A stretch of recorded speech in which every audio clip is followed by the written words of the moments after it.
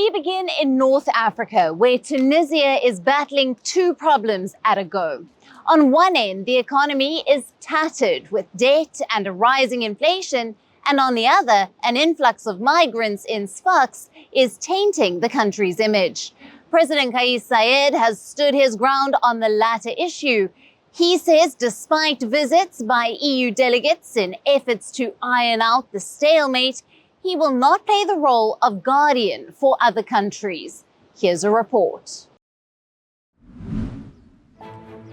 They arrived in Tunis and were accorded a warm reception by Tunisia's leader Kais Saied.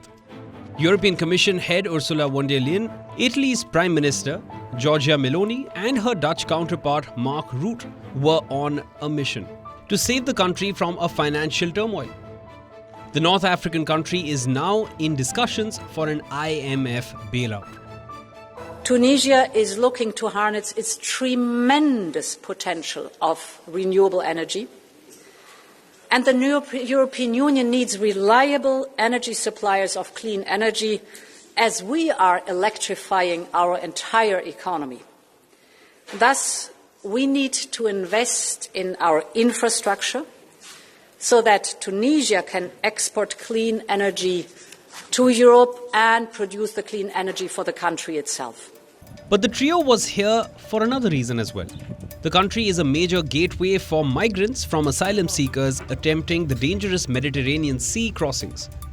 EU governments, under pressure to reduce arrivals, agreed on steps to fast-track migrant returns to their countries of origin or transit countries deemed safe, including Tunisia. Tunisia lies about 150 kilometers from the Italian island of Lampedusa and has long been a stepping stone for migrants, mostly from sub-Saharan African countries seeking a better life in Europe. We both have a vast interest in breaking the cynical business model of smugglers and traffickers. It is horrible to see how they deliberately risk human lives for profit. So we will work together on an anti-smuggling operational partnership, and we will support Tunisia with border management. This year, the European Union will provide 100 million euros to Tunisia for border management, but also for search and rescue and anti-smuggling and return. On the migration issue, Saied has in the past vowed urgent measures to tackle arrivals in Tunisia. Tunisian rights groups accused him of hate speech after he charged in February that hordes of sub-Saharan African migrants were responsible for rising crime and posed a demographic threat. Attacks on migrants rose sharply after his speech and thousands fled the country.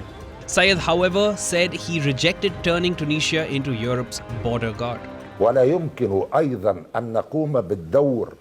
We cannot play the role claimed by some and concealed by others. They want us to be the guardians of the borders of their countries.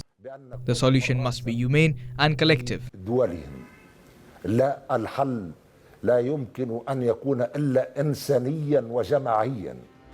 The highly indebted country reached an in-principle deal last year for an IMF bailout loan of around $2 billion.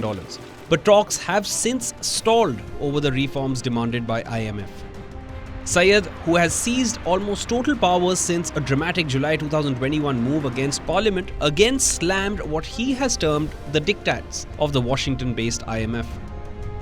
Meanwhile, the Tunisian Forum for Economic and Social Rights denounced the visit by the three European leaders as an attempt to blackmail Tunisia with an offer to financial support in return for stepped-up border vigilance. Bureau Report, WION World is One.